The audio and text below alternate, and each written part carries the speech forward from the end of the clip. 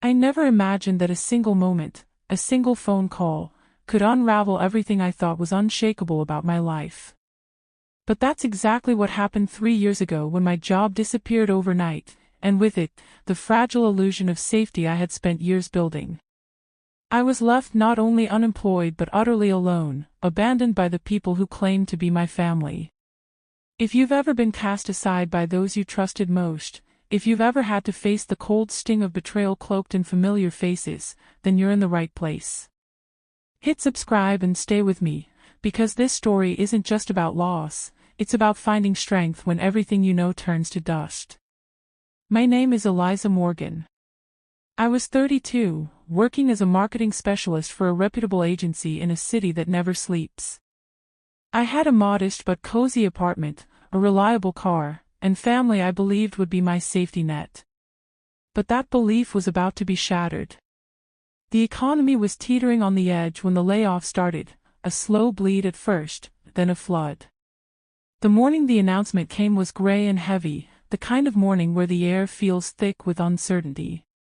Sitting in that conference room, listening to the CEO drone on about restructuring and difficult decisions, I watched my colleagues' faces fall one by one. 75% of us were out. Me included. The severance package was a cruel joke, 2 weeks' pay, barely enough to cover rent, let alone bills, groceries, or the looming student loans that whispered threats every month. I left the building clutching my box of belongings, my heart sinking deeper with every step. I told myself it was temporary, that 3 months of savings would buy me time to find a new job. But as days stretched into weeks, the job market tightened like a noose. Thousands of professionals competed for a handful of openings. My applications vanished into voids, my phone stayed silent. Panic crept in. I reached for the lifeline I thought would hold me, my family. My father, Richard, was the first call. A man I barely knew but had hoped would offer some support. I dialed, heart pounding. When he answered, the background noise of golf commentary drifted through the line. "Dad," I said, my voice trembling, "I'm in trouble. I lost my job, and rent is due next month. Can you help me?" There was a pause. Then his voice, sharp and distant, "You should have saved better. Your generation always expects handouts." The line went dead. That moment was like a punch to the gut. My father, the man who had raised me, however imperfectly, had shut the door in my face. Next, I tried my mother, Diana. Her voice was saccharine, warm on the surface but hollow beneath. "Oh, sweetheart, we're praying for you," she said, "but we just renovated the kitchen, and your father's golf membership fees went up. Maybe cut back on those fancy coffees. Fanciful coffee drinks." I was surviving on instant noodles and tap water. I hadn't touched a coffee shop latte in weeks. Then there was Michael, my brother. A man I had lent money to during his own rough patches, without hesitation. But his memory was short, and his generosity forgotten.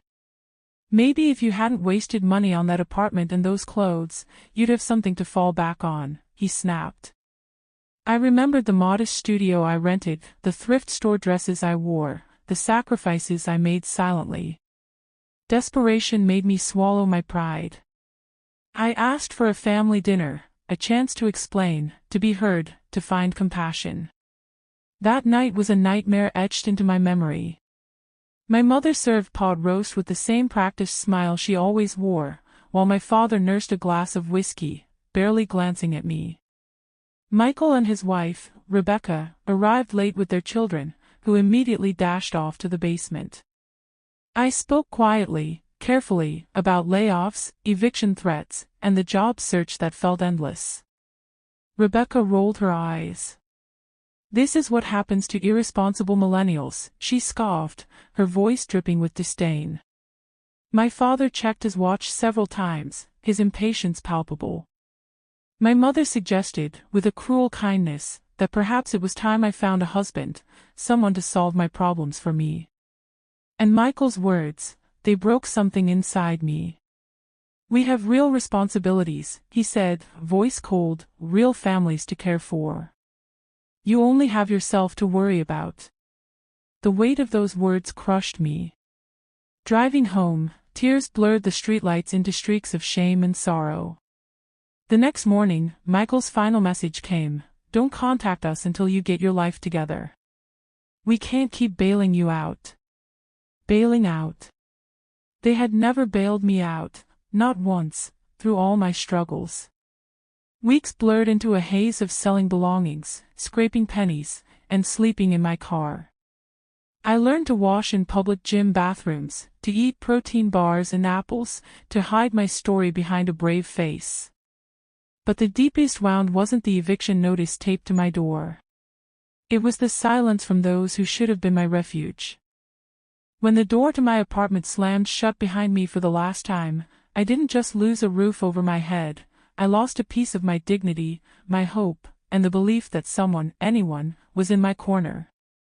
I remember the weight of that eviction notice in my hands, stark, official, merciless. 72 hours to leave the place I had called home for 4 years. That night, my Toyota Corolla became my refuge, and my prison. I carefully packed the few belongings I could carry, a battered laptop that still hummed with promise, a few changes of clothes folded meticulously in plastic bags, sentimental tokens that no amount of hardship could compel me to leave behind. Everything else was boxed and shoved into a tiny, rented storage unit, paid for with the last credit card I dared to use. Sleeping in a car is a lesson in vulnerability. Every rustle outside, every flash of headlights through the windshield jolted me awake. I learned the rhythms of the parking lots, which ones tolerated overnight stays, which had the kind of security that meant I could at least rest with one eye closed. Walmart became my sanctuary. The glow of fluorescent aisles and the murmurs of late-night shoppers were my lullaby. Hygiene became a battle. I clutched my gym membership like a lifeline, not for the workouts but for the showers, those brief moments of warmth and cleanliness that allowed me to look in the mirror and remember the person I once was. I mastered the art of washing my hair over the sink, of changing clothes in cramped locker rooms without touching the floor. My days followed a relentless, exhausting routine. Wake before dawn, often at 5:30 a.m., to avoid security patrols. Drive to the gym, shower, and don carefully chosen professional clothes I kept hanging in the back seat. Arrive at the library by 9 a.m., where I camped out for hours, sending out dozens of job applications. Live on protein bars, apples, and whatever food could survive in my tiny cooler. Return to the car at night, recline the driver's seat as far as it would go, wrap myself in the only blanket I owned, and try to sleep, all while my mind raced with fear and shame. The hardest wound wasn't the physical discomfort or the gnawing hunger, it was the shame. The overwhelming feeling that I had failed, not just myself, but the family who was supposed to be my safety net. I wrestled nightly with the question, how could they abandon me like this? Weeks blurred into one another as I buried myself in survival. Then came the unexpected. One afternoon at the library, as I hunched over my laptop, a tap on the shoulder startled me. "Eliza." It was Marcus, a former colleague from Market Trends. His familiar smile was like a brief flash of sunlight in my bleak world. "How have you been?" he asked gently, and for the first time in months, I almost broke down. We caught up over coffee, and he shared that he had started a small marketing consultancy, a lean, scrappy operation but one that needed someone with my skills. The pay was modest, far from my previous salary, but it was a start. I accepted without hesitation. That tiny studio apartment I found afterward was a far cry from my former life, questionable safety, unreliable hot water, noisy neighbors, but it was a door back to stability. Still, money was tight. To make ends meet, I took an evening bartending job at the Rusty Nail, a dimly lit bar with a gruff but fair owner named Tony. I spent my days at Marcus's office, learning new software, volunteering for difficult projects, and my nights pouring drinks and talking to strangers. Sleep was a scarce commodity, often 4 hours, sometimes less. Some nights, exhaustion overwhelmed me, and tears streamed down my face on the walk home, tears born not from weakness, but from the sheer weight of relentless struggle. At the Rusty Nail, I met Stephanie, a law student juggling school and bartending to pay the bills. Our shared exhaustion forged a quick friendship. When she mentioned needing a new place to live, I suggested we become roommates. Splitting rent was a relief, a small but vital step toward reclaiming control over my life. Meanwhile, Marcus noticed my dedication. After 6 months, he increased my hours and pay, calling me the hardest worker he'd ever met. I soaked in every moment of encouragement, every small victory. In stolen hours between shifts, I completed free online courses, digital analytics, social media, content strategy, building skills from scratch, rebranding myself one certificate at a time. The day came when I realized I had gone hours, even days, without my family's abandonment creeping into my thoughts. I wasn't ready to forgive them, that wound was raw, but the silence in my mind was a sign I was healing. That healing was fragile. The world had not yet offered me peace, but I was learning to claim it myself.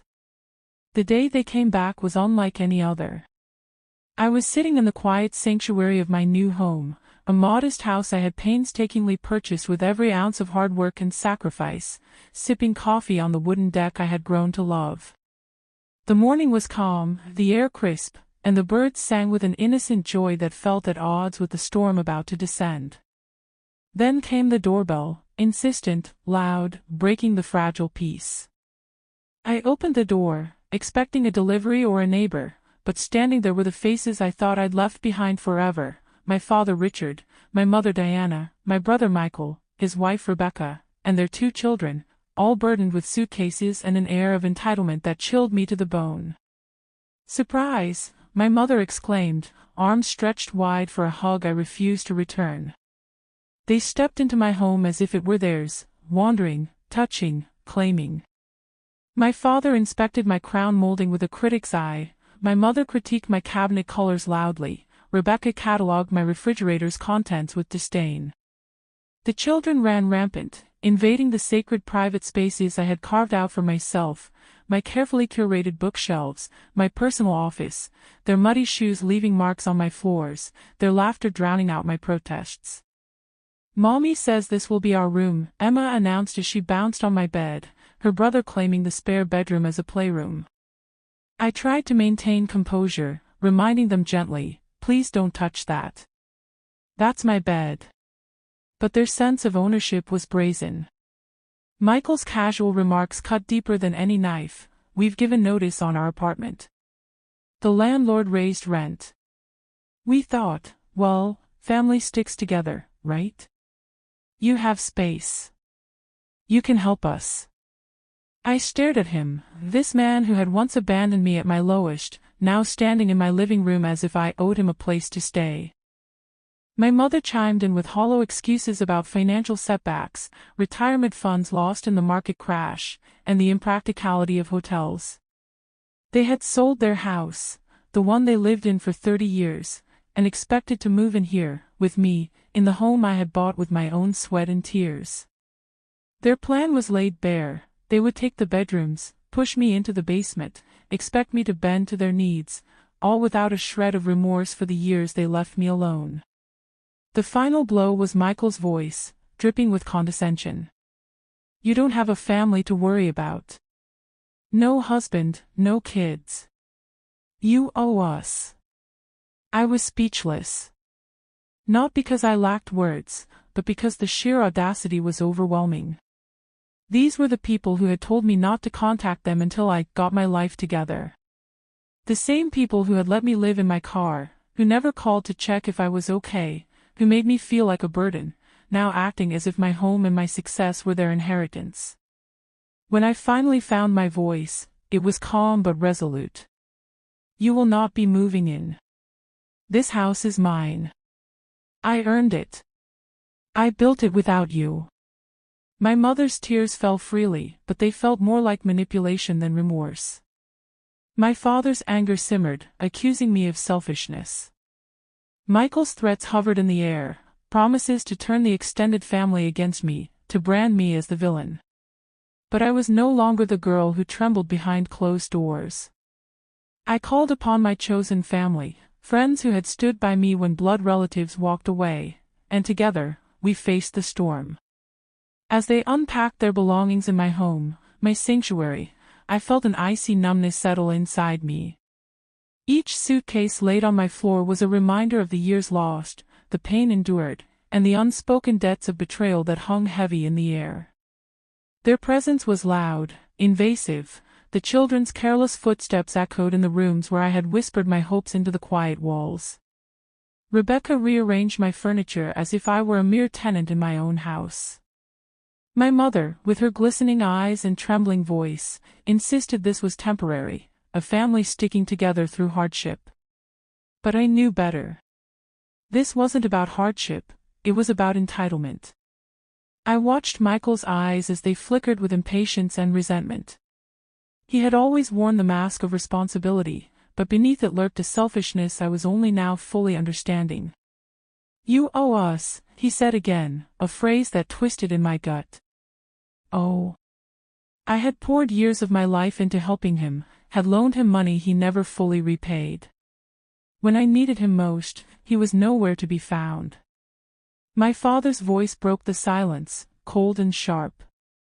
"After everything we've done, this is how you repay us." I met his gaze without flinching. "The only thing I owe you is the truth, that you abandoned me when I needed you, and now you expect to take what I built for yourselves." My mother's tears flowed freely, but they no longer had the power to soften me. Her words were a well-worn script of guilt and manipulation, but I had learned to see through the act. The weight of years of neglect pressed down, but a new force stirred within me, the fierce determination to reclaim my life, my space, and my dignity. I was no longer the desperate woman begging for crumbs of compassion. I was a survivor standing her ground. Nathan, Stephanie, and Marcus, my chosen family, arrived at the house just as the tension reached a breaking point. Their presence was a balm, a shield, a silent affirmation that I was not alone.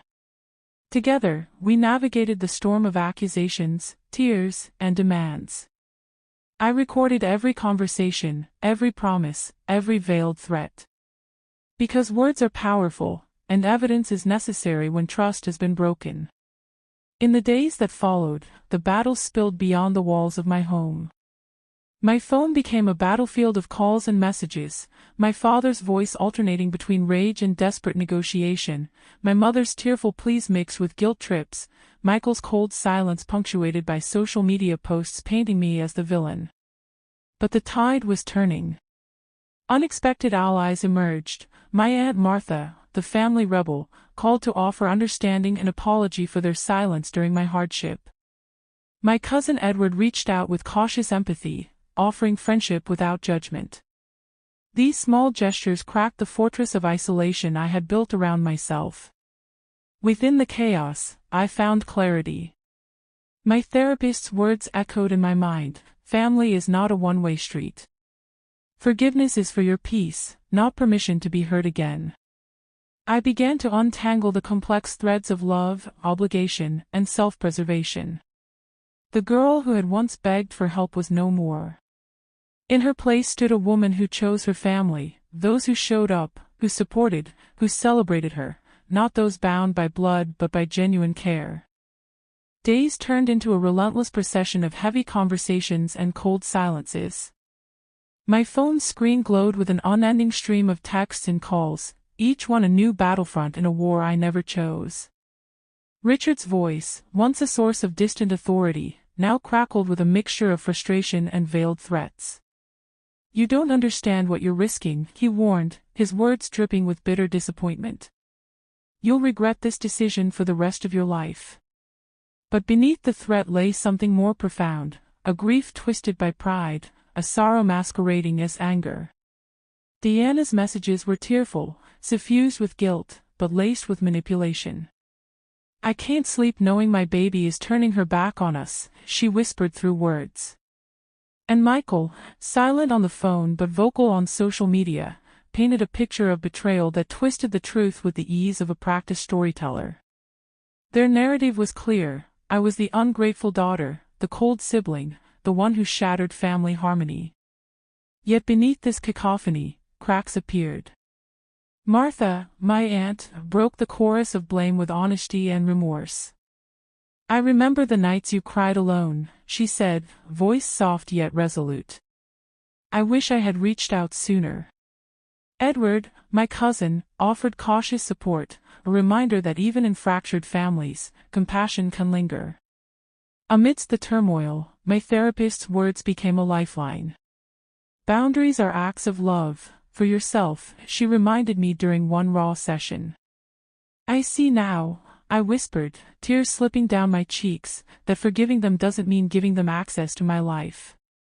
Each session peeled back layers of buried pain and unspoken anger. I relived moments of neglect, the sting of abandonment, and the heavy weight of expectations never met. The realization settled deep inside: my family's love had always been conditional, tied to convenience, utility, and their own comfort.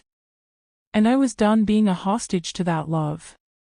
The final confrontation at my house was more than a physical gathering. It was a crucible where years of resentment, hurt, and shattered trust were laid bare. I stood firm, articulating boundaries with a clarity born from pain and hard-won self-respect. "You will not walk back into my life demanding what you never gave," I said, voice steady. "You will respect my home, my choices, my peace."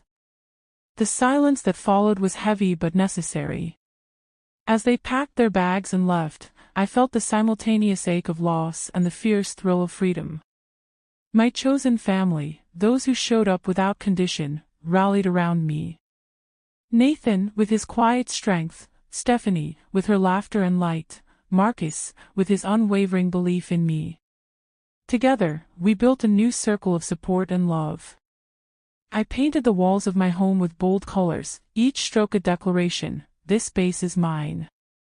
I displayed my books and memories proudly, no longer hiding from the past but owning my story.